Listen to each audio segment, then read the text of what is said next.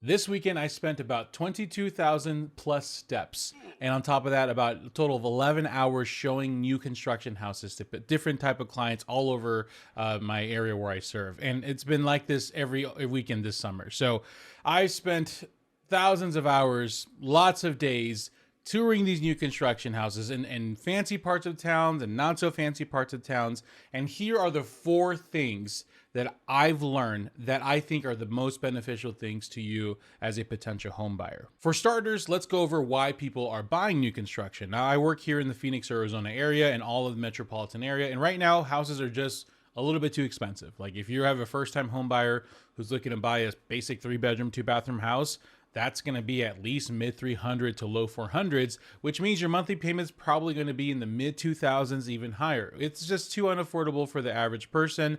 And new construction is offering a very viable alternative to people. And that is, hey, come buy the same exact house. You're going to be probably 20, 30, 45 minutes away from town, but you're going to spend about $700 less on your monthly payment. And that's because we have builder rates. We have cheaper interest rates. And for all intents and purposes, it's working. Like right now, most first-time home buyers are going towards them. So that's why our people are going and taking the chance on them. So that being said, here's the first thing that I've learned that I think is valuable. Number one is watch out for the loss leaders. It's truly like finding fool's gold, because here's what happens. You walk into a new construction office, or maybe you're browsing online and you see a house that's like, holy crap, that house is really cheap. Or you'll like, that house has a really, really cheap interest rate.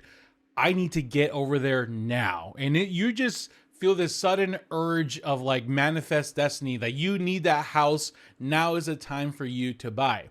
There's two situations I've seen this happen with. One is what they do is they'll market the price like really heavily low. So for example, you might be looking in an area that's selling $400,000 houses, but you'll see a 3-bedroom, 2-bath for like $340,000. You're like, holy crap, that's cheap. Honey, get in the freaking car right now. Stop eating, you big... Sorry, I got a little ahead of myself there, like recreating memories in my head. And then you drive over there and what you end up finding out is, well, actually, that's the cash only price. If you want that price, you got to pay with your own financing or you got to pay cash.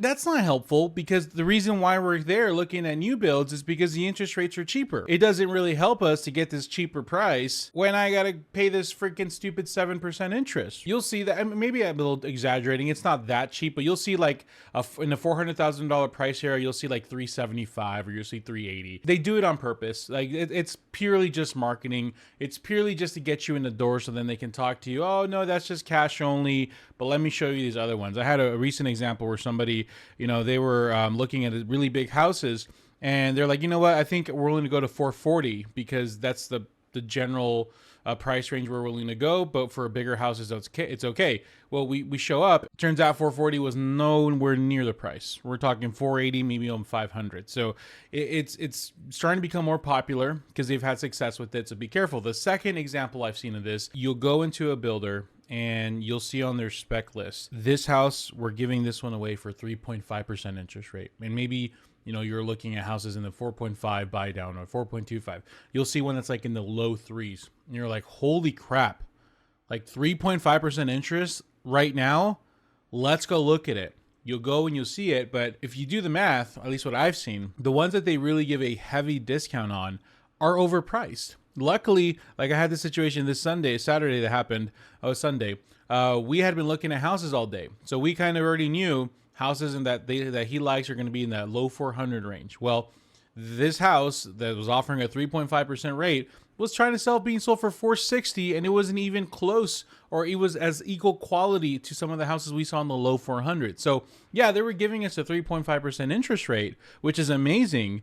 But the monthly payment is almost identical because you're spending $50,000, $40,000 more. They overprice the houses sometimes just for the marketing tag of like this 3.5% rate, right? So always want to just really understand the whole picture, because 3.5% on a $460,000 house is dangerous, because that house is not worth 460. The house is maybe worth 430, 420. It's better to go get that another house for 425 or 420 at a 4.5 or 4.25, even though the rate's a little bit higher.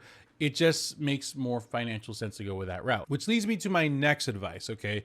When you're getting into it and you're like ready to start looking, don't just go look at one place. Like, really get yourself immersed into that market. If we hadn't been looking at houses for the past 2 hours, 3 hours in that same area, we wouldn't have known that 465 was way too much house for a house with that square footage and those bedrooms in that area.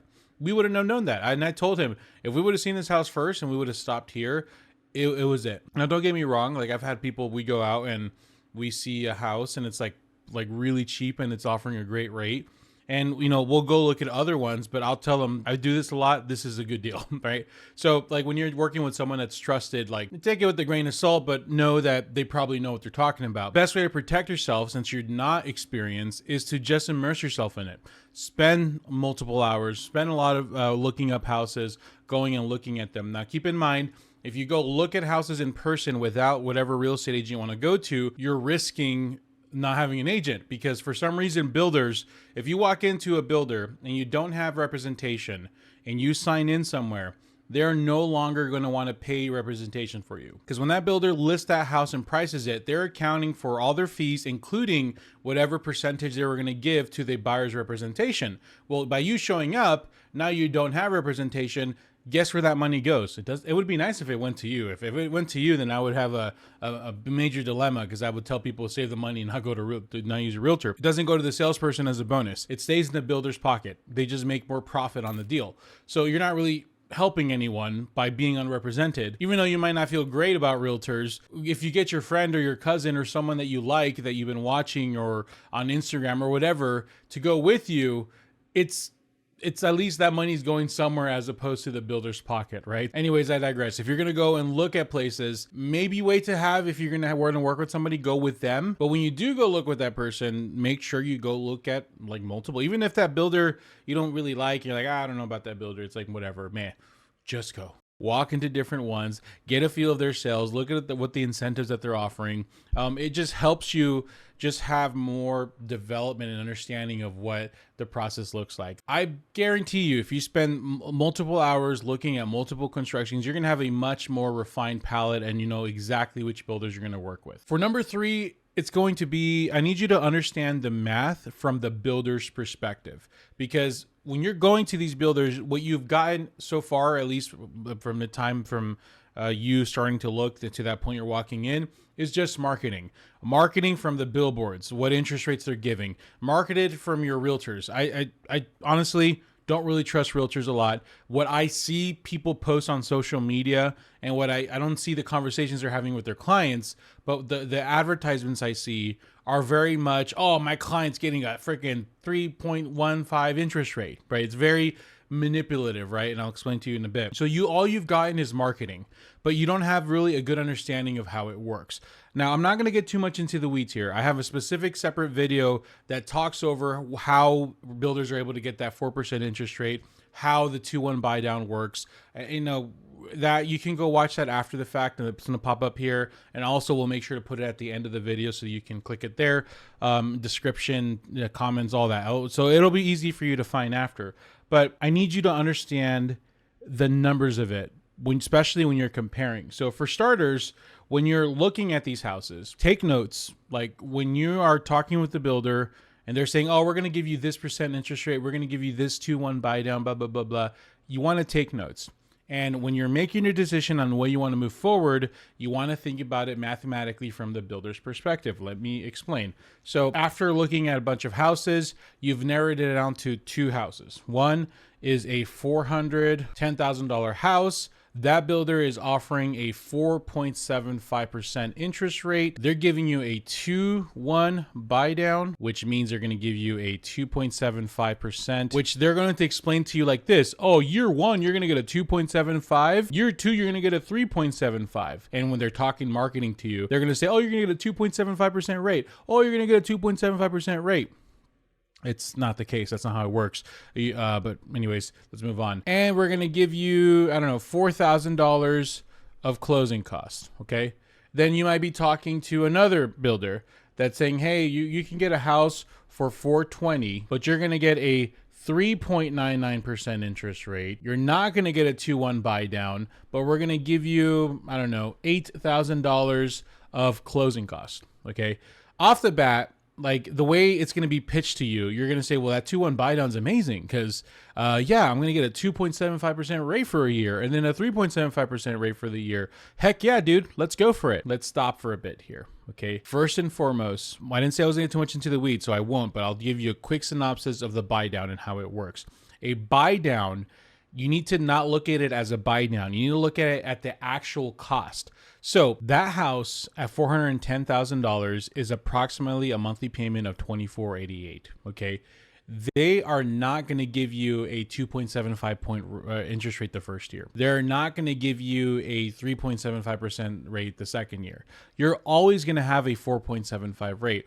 The only difference is they're simulating what that payment would be if you were 2.75, and they're giving you a monthly credit based on that simulation. So for example, if $2,488 is your monthly payment here, and we reduce that to 2.75, that monthly payment would have been $2,040, right? So if we get the difference between those two, so you're getting a $448 bonus stipend credit every month for the first year.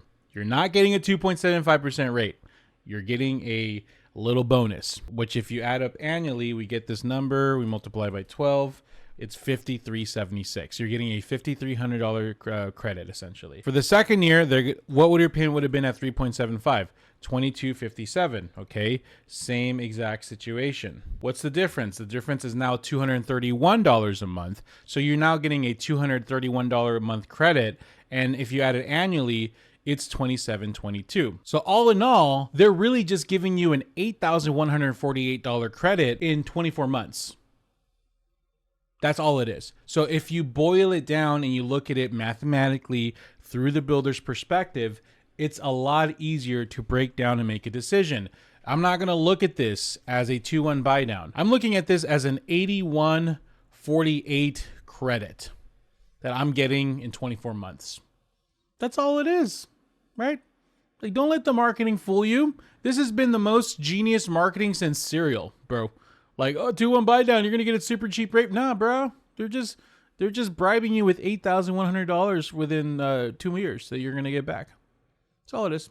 That's all it is. So now we look at it and it becomes a little bit more clearer. So do you go for $410,000 with a 4.75% rate with a 12, because it's 8148 plus 4,000 with a $12,000 credit, or do you go for a 420 house with 3.99% with an 8,000 credit? So then the question is, well, what would it cost you to buy down the rate from 4.75 to 3.99? I can tell you the rule of thumb, every quarter point of an interest is about a point of the loan amount. So if a $400,000 is a price, let's say the 1 point of that is 4,000, right? To get it down to another 0.75, that would be closer to $10,000 to $12,000. But honestly, what you could do is you could just ask them like, hey, if I wanted to buy down from 4.75 to 3.99, what is that going to cost?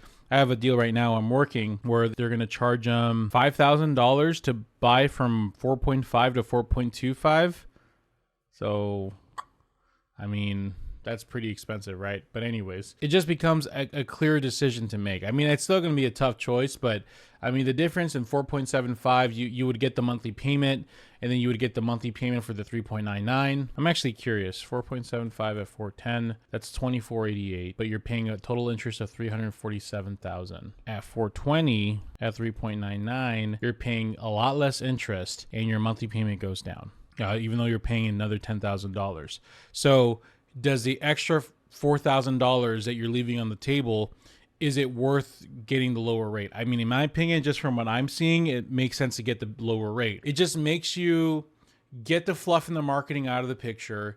You focus on the actual numbers and it makes the decision a lot more clearer. Of course, you can add things like which house did you like more, which house has room to grow, which one made your freaking tummy tickle and have little butterflies come out of your butt and your mouth as you're walking. Like, you can, talk about that stuff. But when we're looking and making a decision, a financial decision, you also want to consider the numbers, especially if you're looking at builders. And the fourth and final one is going to be, do not be afraid to negotiate. This seems like a no-brainer, but this is what you're going to get when you talk with the builder and perhaps your agent. I was just working a deal right now, and it's a builder, and we said, well, can you do anything on the price? Oh, no, I don't know. We can't really do anything.